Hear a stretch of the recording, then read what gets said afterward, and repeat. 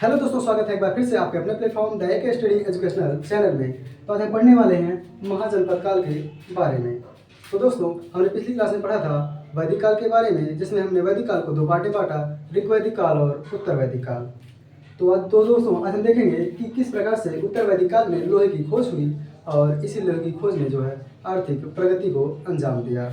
नतीजा यह निकला कि जब आर्थिक स्थिति बदलती है तो उसके साथ साथ सामाजिक और राजनीतिक जीवन भी प्रभावित होता है। इसका इसका प्रभाव ये पड़ा कि जहाँ पहले एक छोटा सा कबीला हुआ करता था, जब उस कबीले का आकार बड़ा होकर के जन में बदल गया। जहाँ पहले एक छोटा सा कबीला हुआ करता था, उसका आकार बड़ा होकर के जन में बदल गया, और जब जन का आकार और बड़ा हुआ तो वह जनपद का रूप ले लिया, और जब जनपद का आकार बड़ा हुआ और बड़ा हुआ तो वह महाजनपद के रूप में बदल गया।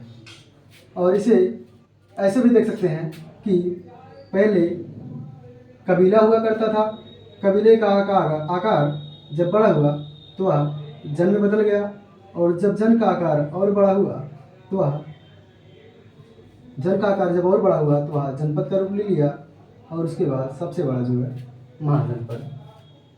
ठीक है, उसके बाद महाजनपद का रूप ले लिया। और तो आपने देखा कि छठी शताब्दी आते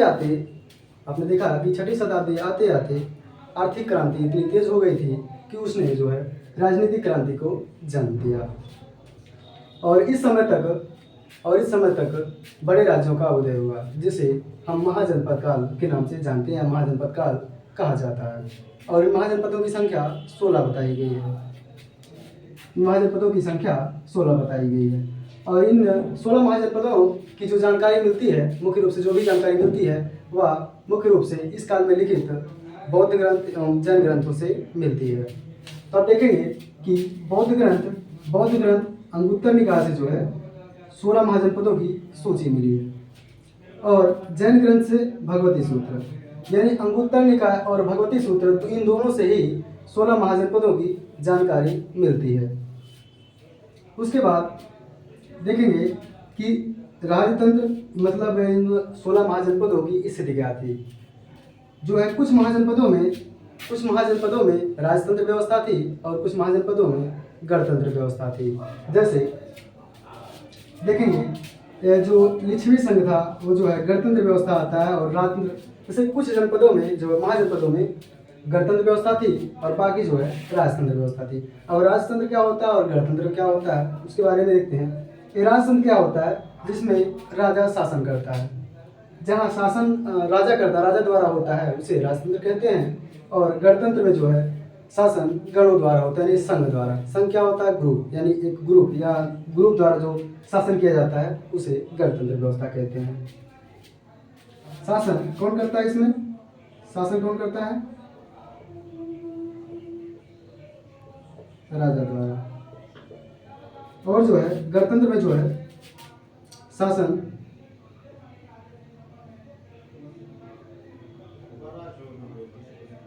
गणों द्वारा या फिर संघ द्वारा किया जाता है। और उसके बाद देखेंगे इन 16 महाजनपदों की स्थिति क्या थी। ये 16 महाजनपद कहाँ थे, कहाँ बसे थे। तो आप अगर ध्यान से भारत के मैप को देखेंगे, तो मुख्य रूप से उत्तर भारत और मध्य भारत में इनका विस्तार है, और मुख्य रूप से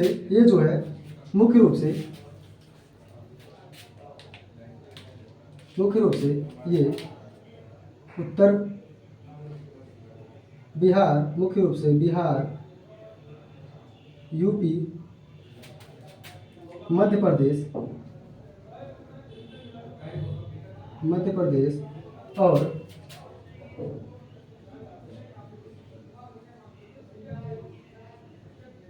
राजस्थान के क्षेत्रों में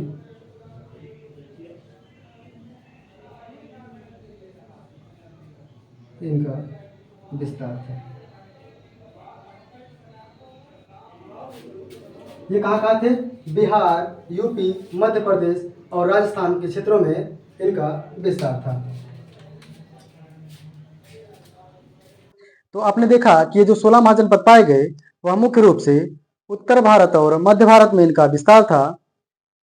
अब इन 16 महाजनपदों में कुछ महाजनपद ऐसे भी पाए गए जो वर्तमान भारत से बाहर, जबकि उस समय भारत का अंग हुआ करते थे। अब ये 16 महाजनपद आपस में संघर्ष कर आगे बढ़ने का प्रयत्न करते हैं। अब इसमें फाइनली जो सबसे आगे निकल कर आता है वह है मगध साम्राज्य। मगध साम्राज्य का जो प्रारंभिक क्षेत्र था मगध साम्राज्य का जो प्रारंभिक क्षेत्र था वह मूल रूप से बिहार के दक्षिण बिहार में था। आइए अब देखते हैं कि ये जो 16 महाजनपद थे उनका विस्तार भारत में कहाँ कहाँ फैला हुआ था। आइए देखते हैं। देखिए, बिहार से 3 महाजनपद, बिहार में 3 महाजनपद पाए गए, और यूपी से 8 महाजनपद, और मध्य प्रदेश से 1 महाजनपद, राजस्थान से 1 महाजनपद, और दक्षिण भारत से 1 महाजनपद, और 2 महाजनपद भारत के बाहर पाए गए, कंबोज और गांधार। कंबोज और गांधार जो 2 महाजनपद ऐसे थे जो भारत के बाहर पाए गए। फिर से देख लेते हैं। बिहार से 3 महाजनपद, बिहार से 3 महाजनपद, और यूपी से 8 महाजनपद, 8 और 3 11 महाजनपद, 11 महाजनपद तो ऐसे हो गए। बचे 5 महाजनपद, जिसमें से एक मध्य प्रदेश से, और एक राजस्थान से, और एक दक्षिण भारत से। हो गए 14 महाजनपद। बचे 2 महाजनपद, जनपद 2 जो है वो दोनों जो है भारत के बाहर पाए गए। अब आइए अब इनको याद कैसे करते हैं। देखिए, अब याद करेंगे महाजनपद और उनकी राजधानी और उनकी वर्तमान स्थिति और उनसे जुड़े उनके मुख्य बिंदु। मगध महाजनपद की राजधानी थी राजगृह। मगध महाजनपद की राजधानी राजगृह या गिरिब्रज। मगध महाजनपद की प्रारंभिक राजधानी गिरिब्रज को माना जाता है। गिरिब्रज को जो है हर्यक वंश के संस्थापक बिंबिसार ने जो है गिरिब्रज को अपनी राजधानी बनाया था। और इनकी वर्तमान स्थिति जो है पटना और गया के जो बीच का क्षेत्र था वह वहां मगध साम्राज्य स्थापित हुआ। और यह जो है सबसे शक्तिशाली, बाद में यह जो है सबसे शक्तिशाली कहलाया। और इसी मगध महाजनपद में हर्यक वंश संस्थापक बिंबिसार यानी हर्यक वंश, शिशुनाग वंश और मौर्य वंश इसी मगध साम्राज्य से संबंधित है। उसके बाद दूसरा देखेंगे वज्जी संघ। अब ये वज्जी संघ क्या था? वज्जी संघ जो है 8 जनपदों को मिलाकर एक गुट तैयार किया गया था, एक ग्रुप तैयार किया गया था, ग्रुप बनाया गया था, जिसे वज्जी संघ कहा गया। वज्जी संघ में 8 जनपदों में एक था लिच्छवी संघ, लिच्छवी जनपद। 8 जनपदों में एक था लिच्छवी जनपद, जिसे जहां पर जो है पहला गणतंत्र या लोकतंत्र स्थापित किया गया। इसीलिए यह बहुत इंपॉर्टेंट है। विश्व में अगर कहीं लोकतंत्र या फिर गणतंत्र स्थापित किया गया था वह है लिच्छवी संघ। उसके बाद बिहार का एक लास्ट बचा हुआ है अंग की राजधानी चंपा। अंग की राजधानी चंपा। इसको याद कैसे करेंगे? अंग मतलब क्या होता है? शरीर यानी देह। जब शरीर में जो है चंपिंग करते हैं ना, चंपिंग करते हैं, यानी अंग की राजधानी चंपा। वर्तमान जो है बिहार के भागलपुर क्षेत्र मुंगेर में स्थित है। उसके बाद बिहार के तीनों याद हो गए। उसके बाद यूपी को याद करेंगे। काशी की राजधानी वाराणसी। वर्तमान स्थिति वाराणसी है। काशी की राजधानी वाराणसी। उसके बाद कोसल की राजधानी श्रावस्ती। और साकेत, इसको कैसे याद करेंगे? वैसे अक्सर कुशल व्यक्ति जो है बस्तियों में निवास करते हैं। कुशल व्यक्ति बस्तियों में निवास करते हैं, यानी कोसल की राजधानी श्रावस्ती। कोसल 2 क्षेत्र में बटा हुआ था, उत्तरी और दक्षिणी। कोसल के उत्तरी क्षेत्र की राजधानी साकेत बताई जाती है और दक्षिणी क्षेत्र की राजधानी श्रावस्ती। वैसे एग्जाम में जब क्वेश्चन आते हैं तो अक्सर श्रावस्ती को माना जाता है। इनकी वर्तमान स्थिति फैजाबाद, फैजाबाद में जो है स्थित। मल्ल की राजधानी कुशीनगर, इसको कैसे याद करेंगे? मल्ल, मल्ल मतलब क्या होता है? कुश्ती। मल्ल युद्ध होता है ना, मल्ल मतलब कुश्ती, कुश्ती से याद करेंगे कुशी, यानी मल्ल की राजधानी कुशीनगर। और इसकी वर्तमान जो स्थिति है वह देवरिया। देवरिया कहाँ पर है? देवरिया जो है गोरखपुर के जो आसपास का एरिया है, यानी आसपास का जो एरिया है वहीं पर है, देवरिया क्षेत्र है। और यह इसी लिच्छवी की जनपद की तरह यहाँ पर भी जो है गणतंत्र गणतंत्र या लोकतंत्र स्थापित हुआ। और ये वही कुशीनगर है जहां पर बुद्ध को महापरिनिर्वाण की प्राप्ति हुई थी। ये वही कुशीनगर है जहां पर बुद्ध को महापरिनिर्वाण की प्राप्ति हुई थी। उसके बाद अगला है वत्स। वत्स की राजधानी कौशल। इसको कैसे आप तैयार करेंगे? वत्स, जैसे जब बच्चे जो है अपने माँ बाप का या फिर अपने गुरु की जो है पैर छूते हैं तो वो कहते हैं ना कि कुशल रहो। वत्स की राजधानी कौशल। कौशल जो है वर्तमान स्थिति है प्रयाग, यानी प्रयाग इलाहाबाद, इलाहाबाद का जो क्षेत्र, इलाहाबाद में ही प्रयाग स्थित है। कुरु की राजधानी इंद्रप्रस्थ। कुरु की राजधानी इंद्रप्रस्थ और वर्तमान स्थिति दिल्ली।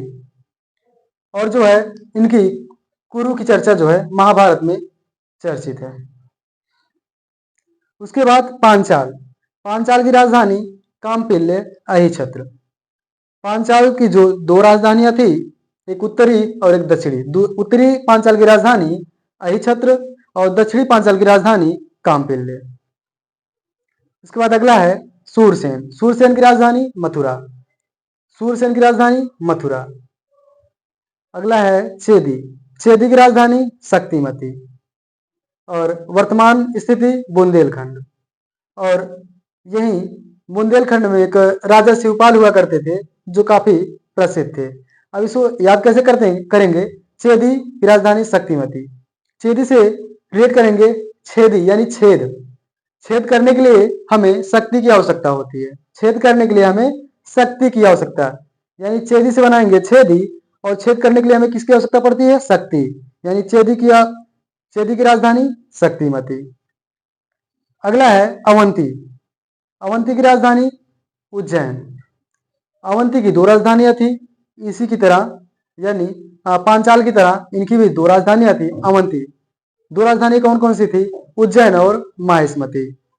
उत्तरी अवंती की राजधानी उज्जैन और जबकि दक्षिणी अवंती की राजधानी माहिष्मती। और वर्तमान स्थिति मध्य प्रदेश। मध्य प्रदेश में जो है अवंती महाजनपद था। और यहाँ के राजा थे राजा चंद्रप्रदोत। यहाँ के राजा चंद्रप्रदोत जो क्रोजेरिया रोग से पीड़ित थे। इनके इलाज के लिए हर्यक वंश के संस्थापक बिंबिसार ने जीवक को, गणिता साल्वती के पुत्र जीवक को इनके इलाज के लिए भेजा था, जो इनके दरबार में हर्यक वंश बिंबिसार के दरबार में रहते थे। उसके बाद अगला है मत्स्य। मत्स्य की राजधानी विराटनगर। से मछलियों का जो है, अगर मछलियों की प्रजाति अगर देखा जाए तो भारत में सबसे ज्यादा है। तो जो है मत्स्य की राजधानी, वैसे भी आपने पढ़ा होगा 5 या 6 कहीं किताब में मिलता है कि जो है उसमें एक चित्र दर्शाया गया जिसमें एक व्हेल मछली होती है जिसमें एक बड़ी सी हाथी को निकला हुआ दिखाई देता है, यानी मत्स्य की राजधानी विराटनगर। और इसकी वर्तमान स्थिति कहाँ है? जयपुर। जयपुर जो है इनकी वर्तमान स्थिति है। उसके बाद अगला है अस्मक। अस्मक की राजधानी पोतन या पोटली। वर्तमान स्थिति आंध्र प्रदेश। इसको कैसे याद करेंगे? अस्मक, अस्मक मतलब होता है इज्जत।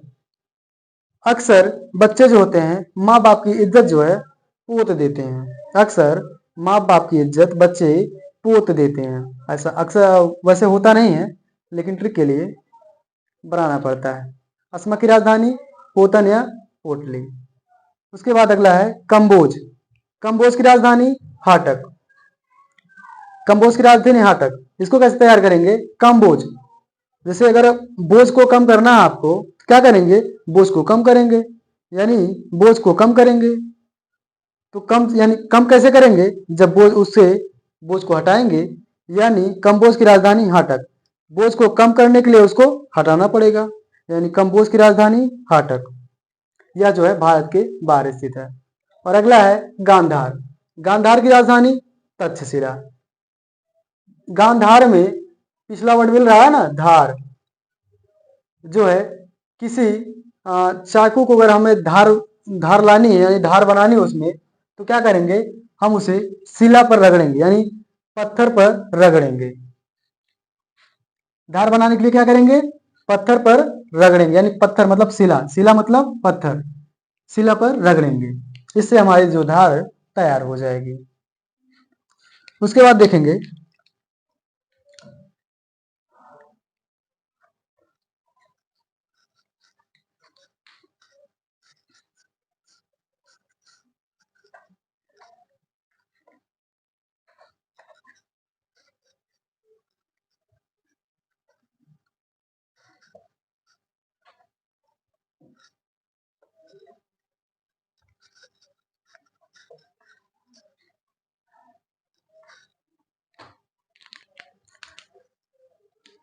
अब इसी में देखेंगे कि मगध साम्राज्य में ही, मगध में ही पहले दूसरी नगरीय सभ्यता का विकास हुआ।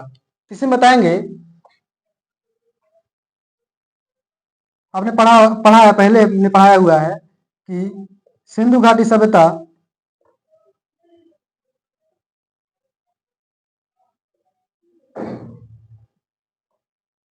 सिंधु घाटी सभ्यता कैसी सभ्यता है? सिंधु घाटी सभ्यता कैसी सभ्यता थी? और उसके बाद हमने पढ़ा वैदिक सभ्यता। वैदिक सभ्यता। अब उसके बाद क्या पढ़ रहे हैं हम? महाजनपद काल।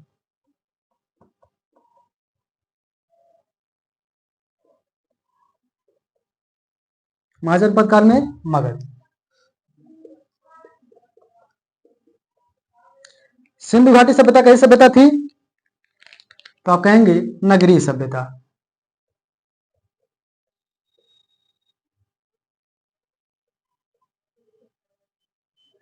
सिंधु घाटी सभ्यता नगरीय सभ्यता थी। उसके बाद वैदिक सभ्यता। वैदिक सभ्यता में जो है कैसी सभ्यता हुई? ग्रामीण सभ्यता।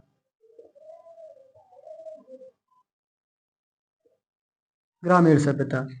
उसके बाद महाजनपद काल में जो है दूसरी नगरीय सभ्यता का विकास हुआ। दूसरी नगरीय सभ्यता, इसको बना लेंगे यहाँ पे। अगर क्वेश्चन पूछे पहली नगरीय सभ्यता का विकास कहाँ हुआ? सिंधु घाटी सभ्यता। पहली नगरीय सभ्यता सिंधु घाटी सभ्यता। और दूसरी नगरीय सभ्यता की बात करें तो आप कहेंगे महाजनपद काल, मगध। और वैदिक सभ्यता कैसी सभ्यता थी? ग्रामीण सभ्यता। और इसमें अगर पूछे कि पहली नगरीय सभ्यता का विकास किस नदी के किनारे हुआ, तो आप कहेंगे कि सिंधु घाटी सभ्यता जो नगरीय सभ्यता थी, सिंधु घाटी सभ्यता सिंधु नदी के किनारे स्थित थी, इसलिए हो जाएगा पहली नगरीय सभ्यता का विकास किस नदी किनारे हुआ? तो आप कहेंगे सिंधु नदी के किनारे। सिंधु नदी घाटी, सिंधु घाटी नदी सिंधु नदी घाटी के किनारे पहली नगरीय सभ्यता का विकास हुआ। उसके बाद इसी में अगर पूछे कि दूसरी नगरीय सभ्यता का विकास, दूसरी नगरीय सभ्यता का विकास विकास कहाँ हुआ? का विकास गंगा नदी घाटी में दूसरी नगरीय सभ्यता का विकास हुआ।